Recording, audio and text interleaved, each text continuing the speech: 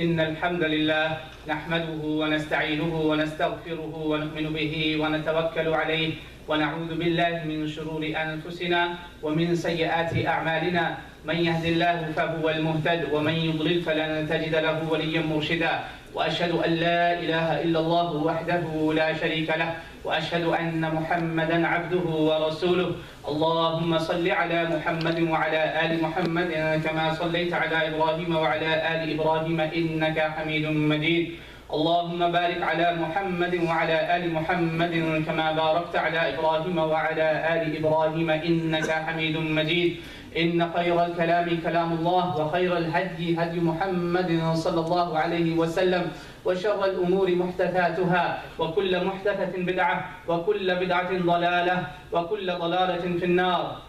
قال الله تعالى في القرآن الكريم يا أيها الذين آمنوا اتقوا الله حق تقاته ولا تموتن إلا وأنتم مسلمون. أما بعد فأعوذ بالله من الشيطان الرجيم. بسم الله الرحمن الرحيم.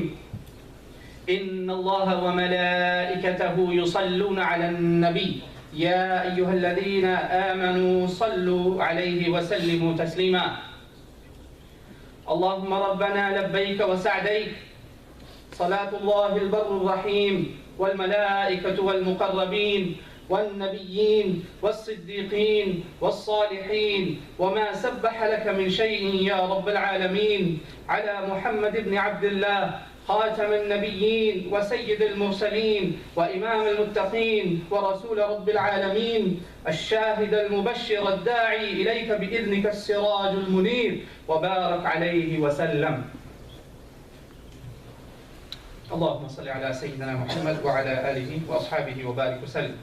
My brothers and sisters, today I started after the Masnoon Khutbah with a verse of the Quran where Allah subhanahu wa ta'ala has commanded all of us, all the believers, to send peace and blessings on Prophet Muhammad sallallahu alayhi wa alihi wa sallam. And as Quran requires from us a tilawa, a recitation, which implies that we must follow it. The meaning of recitation is, I was telling our brothers this morning after Fajr, a tilawa, we usually use that term, but we always take it as reading. Why tilawa is different than reading? The answer lies in the Quran. It is in Quran al-Kareem, in the Holy Quran, where Allah subhanahu wa ta'ala says, وَالشَّمْسِ وَضُحَاهَا وَالْقَمَرِ إِذَا تَلَاهَا. When moon follows it. Following is the real tilawa, where you obey, you accept the call of Allah subhanahu wa ta'ala. That is the real meaning of tilawa. May Allah subhanahu wa ta'ala give you and I tawfiq of that.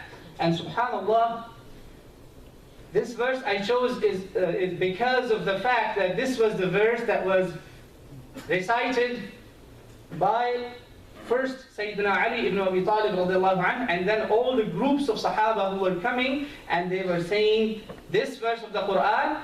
And as the verse says, do send salam, peace and blessings on Prophet Muhammad sallallahu alaihi wasallam, they said, here we are, O Allah, answering your call, answering the order of Quran, and we are sending peace and blessings on Prophet Muhammad sallallahu alaihi wasallam in this form and manner. Ulama of Islam say that this salawat on Prophet Muhammad sallallahu alaihi wasallam, as it was said on the day before his burial, sort of janazah, no one has ever said before this way, peace and blessings on Prophet Muhammad sallallahu alaihi wasallam. And this, I read it for you from the first volume of Siratul Nabi sallallahu alaihi wasallam.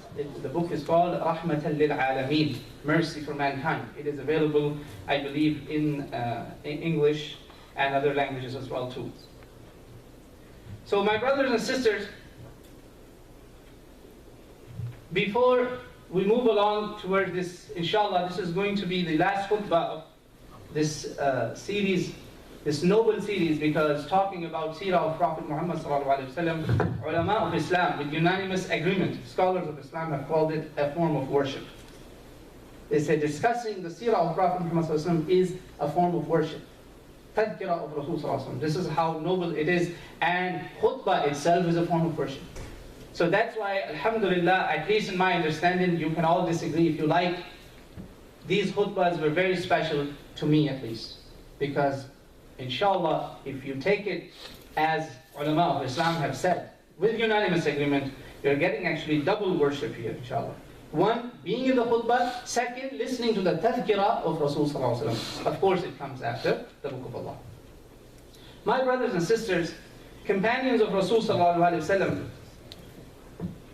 their love was of such nature that they were tested on that day, the last day of Prophet Muhammad sallallahu alaihi wasallam. Imam Bukhari narrates this in Sahih al-Bukhari that Sayyidina Anas radiallahu anhu and many of them said that by God, on that day, the Monday when Prophet Muhammad sallallahu alaihi wasallam died, in Fajr prayer, he lifted the curtain and he looked towards the Jama'ah of Sahaba who were all praying. And they were all praying and they said, Wallahi, the minute we felt something moving, we couldn't resist. We felt like we have to look. And Anas is one of them, radiallahu anhu. He said, I looked at the blessed face of Rasulullah sallallahu alaihi wasallam. He said, he looked at us, he had a tabassum and laughter, smile with more happiness. ثُمَّ تَبَسَّمَ يَضْحَكُ. And what does Abu Bakr do, who's leading Muslims? You all have heard that before. He is leading Muslims in Salat al-Fajr. They all found out Prophet ﷺ is there. Because remember, where Muslims pray today, where the Imam in Masjid Nabawi prays, this is not where Musalla was. Musalla was a few rows back, and the house of Prophet ﷺ was sort of there. So if Imam is standing here, the house would be on the left. So if I am facing Qibla, the house has to be on my left. This is how the house of Rasul ﷺ was. The Hujra of al-Mu'mineen Aisha radiallahu anha. And it was her day. Although they all had allowed her, and she said, subhanAllah, in the turns that Prophet ﷺ, how he used to be fair and divide the days, it was my day. Although he was staying there for last, a week, or more than a week, about 10 to 12 days. Some say 13. So my brothers and sisters, when Prophet Muhammad ﷺ smiles and looks at the companions say, by God, we felt that we will be in fitna in our salah. أن يفتتنوا في صلاتهم فرحى برسول الله صلى الله عليه وسلم فأشار إليهم بيده رسول الله صلى الله عليه وسلم أن أتموا صلاتكم ثم دخل الحجرة وأرخى الستر. He said, we were about to be in a fitna. The fitna was, wallahi, we were not enjoying our salah anymore. The other riwayat, when you combine them together, it said, we stopped focusing on our prayer. This was the test we were tested with. That on one hand, we have the Prophet of God looking at us, smiling at us, and on the other hand, we are praying to Allah subhanahu wa ta'ala, what should we do? Allahu Akbar. But Prophet signaled towards them, stay there, continue your prayer. He said, by God, Imam Bukhari narrates this, Imam Ibn Majah brought this, and Imam Al-Bani brought, of course, in his Sahih version of Al-Bani and Mishkat al-Masabih, Sahih Hadith. So, Wallahi, Anas says, فَنَظَرْتُ إِلَى وَجْهِهِ. I looked at his face. كَأَنَّهُ وَرَقَةُ الْإِصْحَافِ. It was as if a page of Quran. His face, his Wajh al-Kareem, looked like a face of the Quran. And we believe in that. The Prophet Muhammad ﷺ is a walking Quran. Allahu Akbar. So my brothers and sisters, now move on to another companion's story who was actually at one point was a very staunch enemy of Prophet Muhammad ﷺ. His name is Abu Sufyan ibn al-Harith. I've been mentioning his name, so I thought that it won't be fair without giving you a little bit of introduction in this series, so you know who is this man and why was he saying Bayt Sha'ar for Rasul sallallahu alaihi wasallam upon his death. He is the eldest son of Prophet's uncle, Al-Harith, who is the son of Prophet's grandfather, Abdul Muttalib. So Abdul Muttalib's son is Harith, and then Abu Sufyan ibn Harith, and then Harith, his son, is Abu Sufyan. So he is directly related to Prophet Muhammad ﷺ. But him and another, later on he became Sahabi, brother of al-Mu'mineen, Salama radiallahu anha, Abdullah, they were very, very, how should I say, staunch enemies of Prophet Muhammad sallallahu alaihi wasallam. And they used to sing poetry in hatred of Prophet Muhammad sallallahu alaihi wasallam wherever they would go. And they would hurt him a lot. Arabs loved poetry, so imagine a poet going and singing and distributing his, message through poetry, he would be hurt a lot. So Prophet Muhammad sallallahu alaihi wasallam was deeply hurt by this. Until the 6th year of Hijrah came, Hudaybiyah, the peace agreement was made between Muslims and the pagans of Quraysh of Mecca, and now time comes where Quraysh became very weak, and Prophet Muhammad ﷺ is marching towards Mecca to claim it back, his hometown from where he is kicked out. He's coming back to claim it, inshallah. On his way, who he meets? These two, Abu Sufyan ibn al-Harith. Excuse me for saying Harith, actually. His name is al-Harith, last name, father's name is al-Harith, uncle of Prophet Muhammad ﷺ, and he's the eldest uncle. So Abu Sufyan, and this is not the Abu Sufyan that we know. The other Abu Sufyan was also a very big enemy of Prophet Muhammad ﷺ. He's also from Quraysh, Banu Umayyah, but this is very closely related to Prophet Muhammad ﷺ. He and Abdullah, they meet Prophet Muhammad ﷺ on the way, and Prophet turns his face away from them. He doesn't want to look at them. You can do that, but not to a believer, not to a Muslim brother. This is not the sunnah of Prophet ﷺ to do to a Muslim believer unless he commits a major sin, kabira, a very, very filthy act, then you can do that as a protest. When Prophet did that, Abu Sufyan was deeply hurt by it. Because you all know that Prophet ﷺ had forgiven many, many, many enemies of him, including the woman, Al-Hind, who chewed the liver of Prophet's uncle. Forgive her. So Abu Sufyan was telling and sitting with amongst other companions, he said, how wicked I am that Prophet forgave his worst enemies and he's not forgiven. So when he spoke to Ali ibn Abi Talib radiallahu anhu, Ali told him, look, Abu Sufyan, we all are relatives of Rasul sallallahu alaihi wasallam, and out of all the people, you hurt him one of the most by your poetry, by your kalam, by your speech. But let me tell you a solution. When you go to him, say to him what Yusuf's brothers told him. And by God, Rasulullah is more merciful than Yusuf alayhi salam. And what did the brothers say? قالوا تالله لقد آثرك الله علينا وإن كنا لخاطئين. Verse, I don't know which verse, 91 of Surah Yusuf, chapter 12.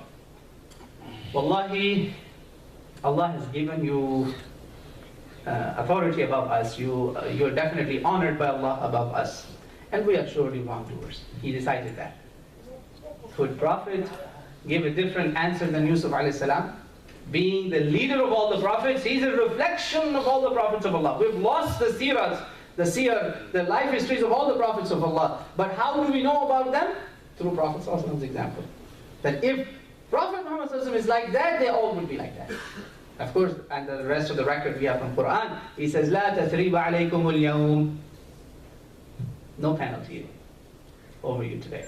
You won't be held accountable. يغفر الله لكم. May Allah forgive you. وهو أرحم الراحمين. And He is the most merciful of all the merciful. Prophet ﷺ said that, and by God, after this forgiveness that Abu Sufyan earned from Prophet Muhammad ﷺ, he never looked in the eyes of Prophet Muhammad ﷺ. Always kept his eyes down out of humility and respect towards Prophet Muhammad ﷺ. So from this story you learn so many things, my brothers and sisters. Love, respect, and honor towards Prophet Muhammad ﷺ, and how Prophet Muhammad ﷺ is the example not just for all of us, but also for all the prophets of Allah. He sets higher standards. Allahu Akbar. So my brothers and sisters, this can be actually found in one of the famous books of Sahaba, one of the three main references that every scholar goes to. It's called Usdul Ghaba fi Ma'rifat al-Sahaba, volume 5 and page 214. And a companion, I forgot to write down the name of they have numbers of companions. Companion number 4,000, this 5,000, this. So anyway, you can find it there, inshallah. That's the reference. And by God, when Muslims left Prophet Muhammad ﷺ, most of the Sahaba, very close companions, they ran off in Hunayn, about a year after opening of Mecca. They ran away. Who stands by the horse of Prophet Muhammad ﷺ and saying now poetry in support of Prophet Muhammad ﷺ, with Prophet Muhammad ﷺ, calling people back to Prophet? Same Abu Sufyan. Same Abu Sufyan. So my brothers and sisters, quickly I will say, inshallah, I wish I could translate this, volume 2 of this beautiful book of Seerah. You know, I've used many references in these khutbah, but this is one of the books that I have loved, and it's written by Qadi Sulaiman Mansoor Puri rahmatullah alayh. He was actually, one of his last works was that he was doing history, a collection of the Jaziratul Arab in 1916. That's when he passed away after his Hajj. At that time, the ruler of Saudi Arabia, he met him in person and gave him lots of archives, old historical records, and commissioned him for this job. But he couldn't finish it. But alhamdulillah, he finished this seerah, work of Prophet Muhammad ﷺ, and I recommend this to people who live in the West. This is a very valuable reference that you can't find so many things in one place about Prophet Muhammad ﷺ, with references from previous prophets and Bible and Torah as well. So anyway, my brothers and sisters, when Prophet Muhammad ﷺ passed away, I'm going to say this by shi'r in Arabic, the whole thing. He said, أرقت فبات ليلي لا يزول وليل أخي المصيبة فيه طول فأسعدني البكاء وذاك فيما أصيب المسلمون به قليل لقد عظمت مصيبتنا وجلت عشية قيل قد قبض الرسول صلى الله عليه وسلم. And this is exactly a translation of many ahadith of Prophet Muhammad ﷺ, where he said, whenever you find yourself in a calamity, remember that there is no bigger musibah, there's no bigger calamity than losing me, than my own death. Remember my death at that time, you will feel every calamity light. Allahu Akbar. وضعت أرضنا مما عراها تكاد بنا جوانبها تميل. Allahu Akbar. It is as if there's an earthquake here on earth. And Anas said, by God, the day Prophet Muhammad ﷺ came to Medina, there was no better place, more lit up with nur, with light than Madinatul Nabi ﷺ. And the day he left us, there was no place darker than Medina because of the sadness that we were struck with. Sayyidina Anas ibn Malik said that.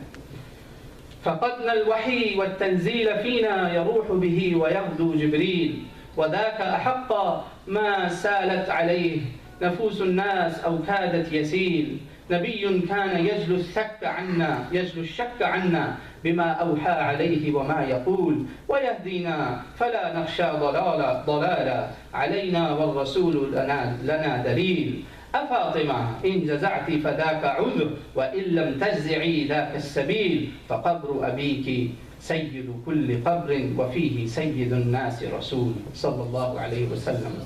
These are the complete verses or Bayt Shi'ar that he said, and subhanallah, may Allah subhanahu wa ta'ala give him highest places in Jannah, because no one said things like that. Same Abu Sufyan, who used to be the enemy of Prophet Muhammad sallallahu alaihi wasallam, and look what he said, subhanallah.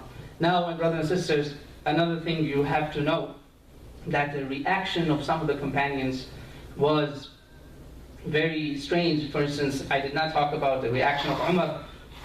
Umar bin Khattab, he said, if anyone says Prophet has died, I'm going to, behead him. I'm going to kill him. I'm not going to let him live. Don't say Prophet has died. And that's when Sayyidina Abu Bakr, he ignored him because nobody was daring at that time. Abu Bakr, unfortunately or fortunately, wallahu alam, that day was the turn of his wife, who was in the outskirts of Medina, in a little bit distance. So he had taken Prophet's tradition when he saw Prophet being a bit better on Monday. Prophet looked well. So he went with the permission of Prophet Muhammad ﷺ, but when he came back, he saw Prophet ﷺ has passed away on Monday. And when he came, he kissed the forehead of Prophet Muhammad ﷺ while Prophet had passed away. So this is now another sunnah that you could do. If your beloved has passed away, you can kiss the forehead. And he said, by God, you will not be tested by this. Again, Allah will never give you 2 times that. Wallahi la yajma'ullahu alayka mawtatayn. And the death that was written for you, you have found it. And after that, Umar says, he told Umar, Ijlis ya Umar, Ijlis ya Umar, and Umar doesn't listen. He's not listening.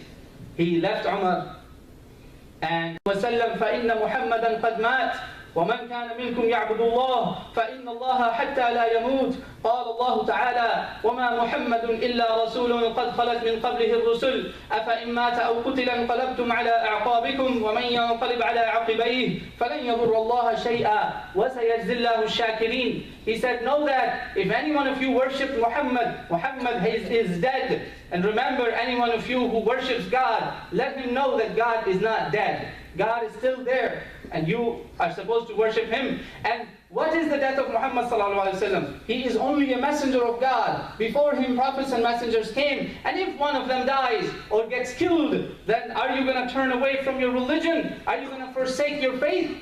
And remember, whoever does forsake his faith, he does not hurt anyone but himself. And Allah surely will reward those who stay firm, who are grateful to Allah subhanahu wa ta'ala. Allahu Akbar. When he said that, the rest of the hadith says, this is volume 5 of Bukhari, he said, Wallahi, it was as if I don't have any power in my legs and I fell down. As if I heard this verse of Quran first time. My brothers and sisters, after that Umar was calm. Now people have this, itself, the reaction of Umar, have many interpretations. Scholars have wondered about it. Some say he was in emotions. Some say he was being clever. He was warning the hypocrites so that they don't take over while the Khilafah is not decided. And some said, well, he was thinking the Prophet is alive, like Musa was alive and he went for a few days and is coming back. All of these interpretations, my brothers and sisters, are false. Because Umar, in his own words, in Bukhari and in Musannaf Abdul Razak, he gave a khutbah by himself and he said, next day, he said, by God, whatever I spoke yesterday was not deen. What I was saying was not religion. My religion does not tell me that if someone tells Prophet has died, go kill him. He said, I was wrong. But why was I wrong? He explains to people that I thought actually that since there are hypocrites, since there are enemies of Islam, since there are enemies of Prophet Muhammad ﷺ still alive around us, how could Prophet die? Why? Because he's understanding or misunderstanding an ayah of the Quran. هُوَ الَّذِي أَرْسَلَ رَسُولَهُ بِالْهُدَى وَدِينِ الْحَقِّ لِيُظْهِرَهُ عَلَى الدِّينِ كُلِّهِ. That on every community, this will be the most overwhelming faith. And he said, that hasn't happened yet. So that's why I was misunderstood. I misunderstood the whole thing. So forgive me for that. Alhamdulillah. Story resolved. Now, my brothers and sisters, how come Abu Bakr radiallahu anhu became the first Khalifa? Why Prophet hasn't been buried yet? This is a long subject. And about 5 years ago, I gave khutbas about it.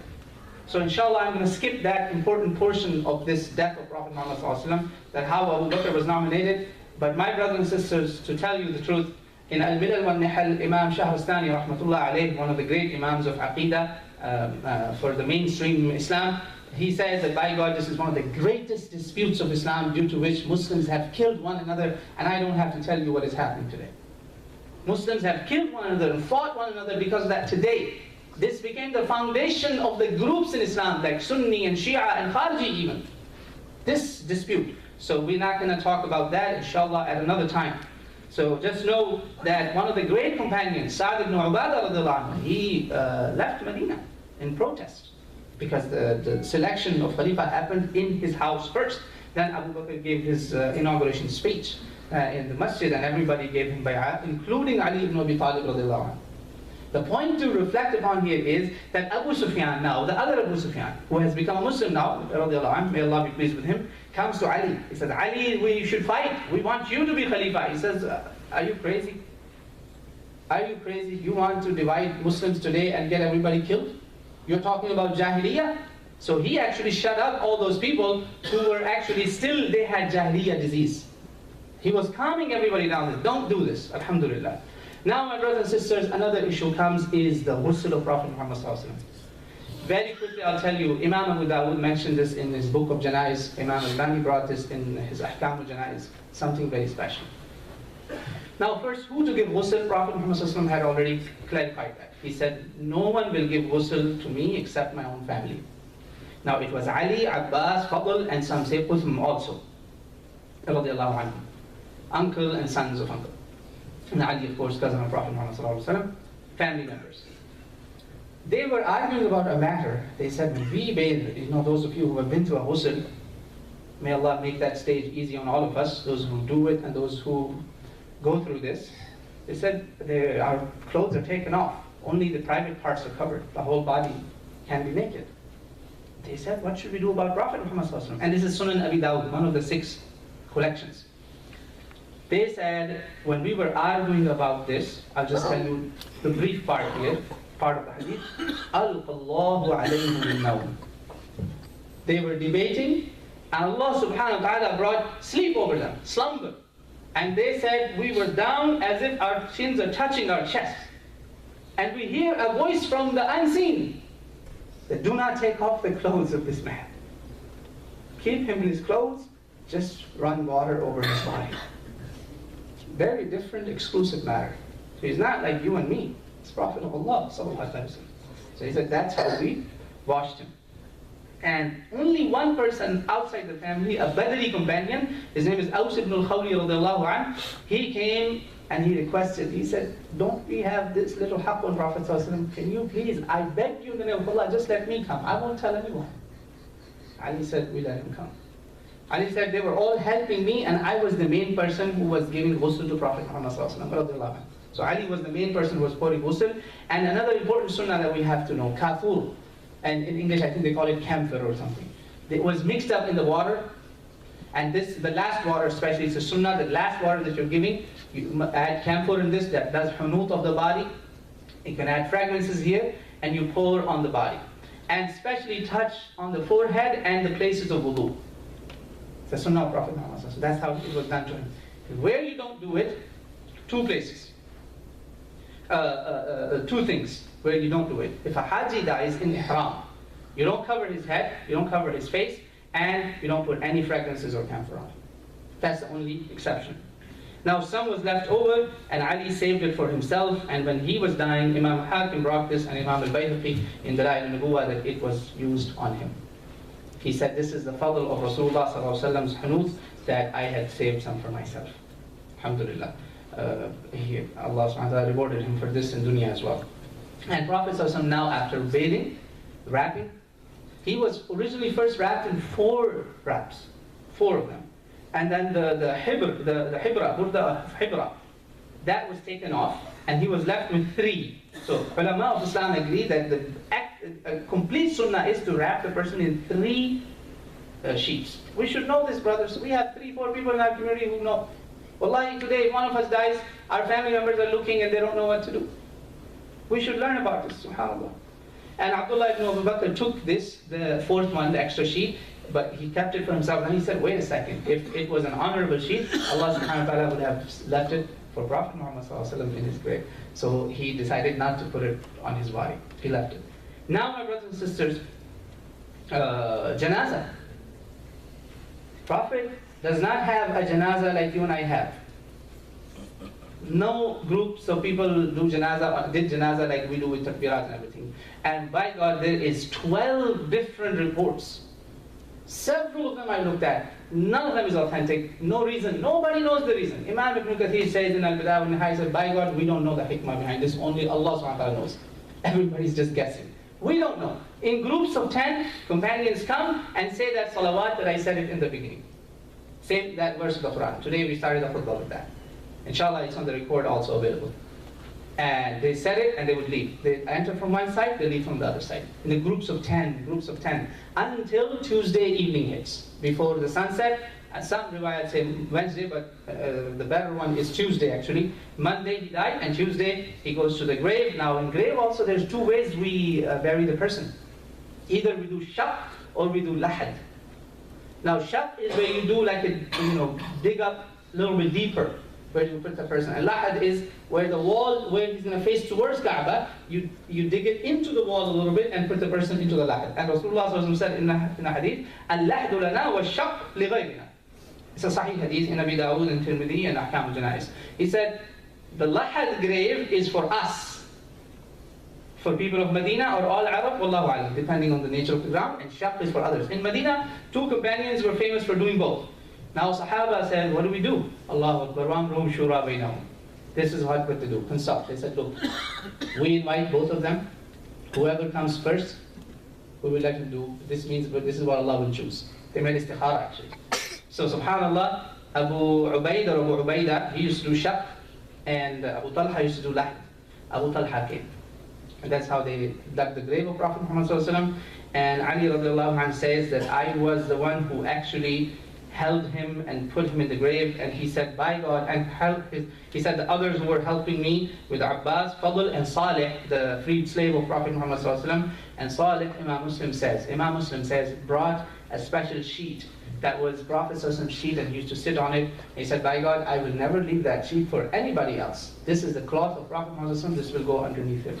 As he used to keep it underneath him in his life. It will be underneath him in his grave. It's only for Prophet Muhammad sallallahu alaihi wasallam. Ulama of Islam say, not for us, that my sajjada and my this will go. No. It's only for Prophet Muhammad sallallahu alaihi wasallam, exclusive case. Subhanallah, and Ali said, by God, he was tayyib while he was alive, he was tayyib while he died. I did not see any smell in the body, any signs of, other signs that you see, blue color and all that. So, wallahi, he was tayyib in all conditions. Allahu Akbar. أقول قولي هذا وأستغفر الله لي ولكم فاستغفروه.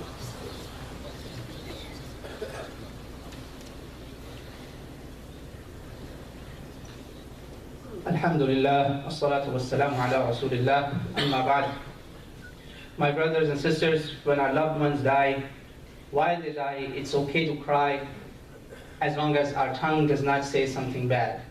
Prophet Muhammad sallallahu alaihi wasallam allowed us, after Prophet's death, they used to go to Ayman, the nurse of Prophet Muhammad sallallahu alaihi wasallam, Hadinatul Rasul sallallahu alaihi wasallam. She also died 5 months after Prophet Muhammad sallallahu alaihi wasallam. They used to say, let's go to her and talk about Prophet Muhammad sallallahu alaihi wasallam. And when they used to see her, they used to think of Prophet, ask her about Prophet sallallahu alaihi wasallam, they used to cry. This is narrated by Imam Muslim, and Bukhari says, she is the Hadina of Prophet Muhammad sallallahu alaihi wasallam. Imam Bukhari narrates in his Sahih. So they used to cry.